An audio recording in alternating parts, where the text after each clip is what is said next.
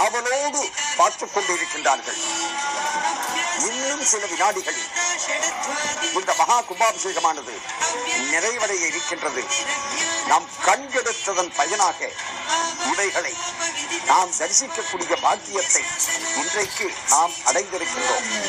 ஒரு கும்பாபிஷேகத்தில் நேரடியாக கலந்து கொண்டு தரிசித்தால் என்ன பலனோ அதே பலன்தான் நம்முடைய ஜெயா டிவியின் வழியாக நாம் இன்றைக்கு நேரலையாக நம் வீட்டு வரவேற்பறையில் அமர்ந்து கொண்டே தரிசிக்கக்கூடிய பாக்கியத்தை அடைந்திருக்கின்றோம் என்று சொன்னால், நேரடியாக தரிசிக்கின்ற பொழுது என்ன பாக்கியமோ அதே பாக்கியம்தான் நமக்கு இப்பொழுதும் கிடைக்கும் என்று சொன்னால் மிகையல்ல.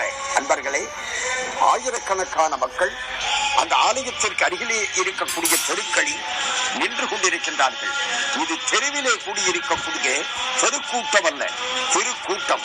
இதற்கு அம்பாளுடைய திருவருளை பெறுவதற்காக அதோ தங்க விமானத்தின் மீது சிவாச்சாரியார்கள் பூர்வாங்க பூஜைகளை முடித்து அந்த மகா கும்பாபிஷேகத்தை நடத்தி வைக்கக்கூடிய தன்மைகள் ஆவலோடு அந்த நேரத்திற்காக காத்து கொண்டிருக்கின்றார்கள்.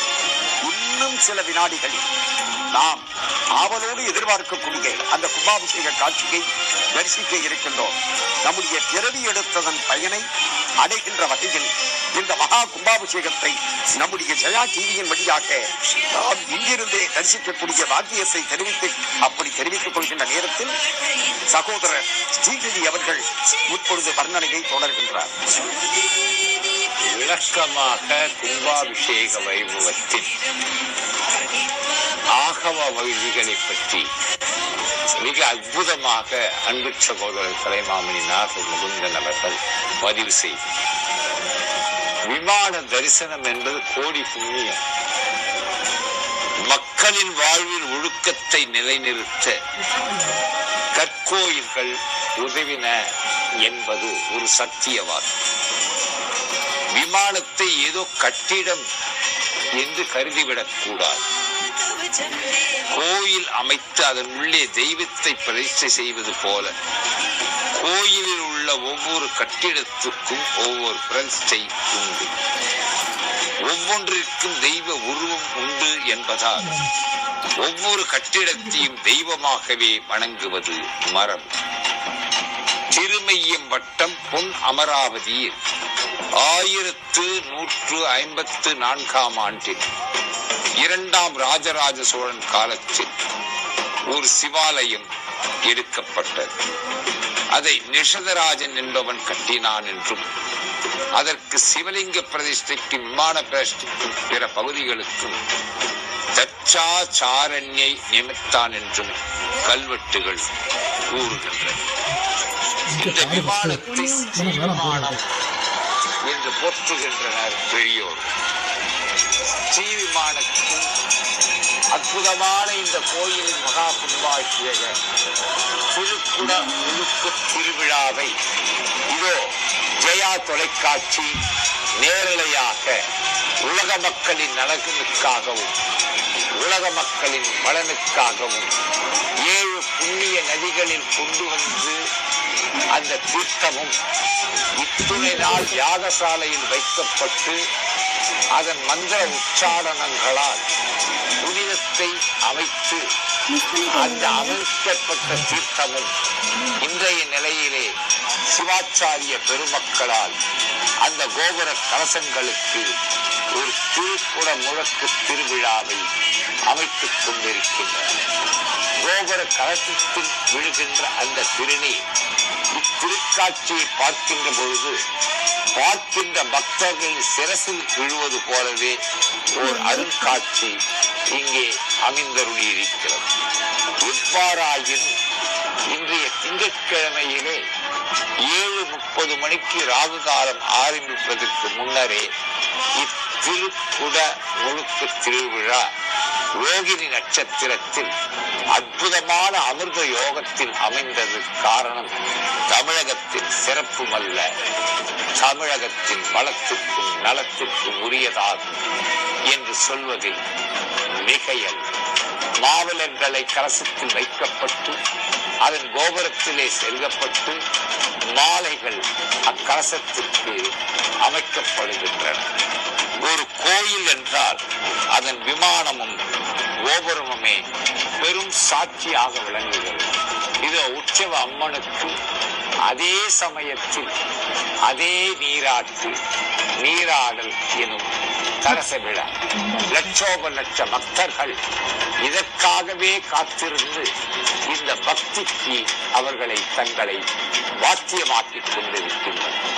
உற்சவ மூர்த்திக்கு, உற்சவ அம்பாளுக்கு கலசங்களால் அமைக்கப்பட்ட அந்த புனித நீரை சிவாச்சாரிய பெருமக்கள் அபிஷேகம் செய்கின்ற அந்த அருட்காட்சியும் ஆங்காங்கே அமைந்திருக்கின்ற பக்தர்களின் விழிகளிலே ஆனந்த கண்ணீரும் வானமே மேலிருந்து பார்க்கின்ற ஒரு அற்புதமான காட்சியை இங்கே ஜெய தொலைக்காட்சி வழங்கிக் கொண்டிருக்கின்றது. சிவாச்சாரிய பெருமக்கள் அனைவரும் அந்த புனித நீர் குடமுழுக்கு திருவிழாவை முடித்து அடுத்ததான ஆகம விதிகளின்படி தங்கள் பணிகளை செய்து கொண்டிருக்கின்றனர். இந்த விமானத்தை மனிதனுடைய உருவத்துக்கு ஒப்பிட்டு கூறும் மரபும் உள்ளது. மனித உருவை அடி, கால், தோள், கழுத்து, தலை, முடி என 6ஆக பிரிக்கும் மரபு உள்ளது. இதையே கோயில் விமானங்களின் அமைப்புக்கும் கூறும். அடி என்பதை கோயில் கட்டிடத்தின் அதிஷ்டான வர்க்கத்திற்கு ஒப்பிடுவர். அதன் மேல் தோள் பகுதி வரை உள்ளது. அது விமான கட்டிடத்தின் சுவர்களை கூறுவர். இதை பித்தி அல்லது கால் என்றும் சொல்வது உண்டு. விமான சுவரிலிருந்து மழை நீர் வெளியே வடிந்து வீழ்வதற்கு ஏதுவாக வளைந்து நிற்கும் முகற்று பகுதியான கொடுங்கை, அதாவது கையின் வளையும் இடத்தை தோள் என்பர். இதற்கு மேல் உள்ளது கழுத்து. அதுபோல் விளங்குவது கிரீவம் என்பது. கிரீவம் என்ற வடச்சொல்லுக்கு கழுத்து என்பது ஒரு பொருள். இதன் மேல் தலை நிற்பது போல் திகழ்வது சிகரம் என்பது. தலை அல்லது உச்சி என்று இதனை போற்றுவர். தலையில் உள்ள முடி போல் திகழ்வது அதுவே இதோ நாம் தரிசித்துக் கொண்டிருக்கும் கலசம் எனப்படுகிறது. இதை தூவி என்றும் அழைப்பதுண்டு. இது வடிவுக்கு அழகு கொடுப்பது. இதை தத்துவமாக அறிந்து கொள்ள பயனுடைய பரிபாஷையே மனித உடலே கோயில். ஆராதனை நடைபெறுகிறது. அற்புதமான ஆரத்தி. கற்பூரம் கரைவது போல் மனிதன் கரைய வேண்டும் என்பதை குறிப்பிடுவதுதான் கற்பூர ஆரத்தி. இந்த ஆரத்தியை அனைவரும் தரிசித்துக் கொண்டிருக்கின்றோம். இந்த சிவாச்சாரிய பெருமக்கள் அனைவருக்கும் அந்த ஆரத்தி தரிசனத்தை தந்தருளுகின்றார். காயமே கோயிலால், கடிமணம் அடிமையாக, வாய்மையே தூய்மையாக, மனம் மணி லிங்கமாக, நேயமே நெய்யும் பாலா நிறைய நீர் அமைய ஆட்டி, பூசனை ஈசனார்க்கு போற்றவி காட்டினோமே என்கிறார் அப்பர் பெருமான். மனித உடல் என்பதே கோயில்தான் என்பதை பக்தர்கள் உணர வேண்டும். அதுவே தூய்மையின் வடிவம். அதில் இழிந்தது என்பது ஏதுமில்லை. அதில் உள்ள உயிர் துடிப்பே ஈசன் சக்தி எனலாம். நாம் செய்யும் அனைத்து தொழில்களும் அந்த சக்திக்கு செய்யும் வழிபாடே என்பதால் இன்றைய நிறையில் இந்த திரு குடமுழுக்கு திருவிழாவில் இந்த வடிவம், இந்த கோயில், இந்த விமானம், இந்த அற்புதமான புனித நீர் அனைத்துமே ஒரு மனித வடிவிலேயே அமைந்திருக்கிறது. இதைத்தான் திருமூலரும் மிக அழகாக சொல்லுவார். இதில் மற்றுமோர் நுணுக்கமான தத்துவம்.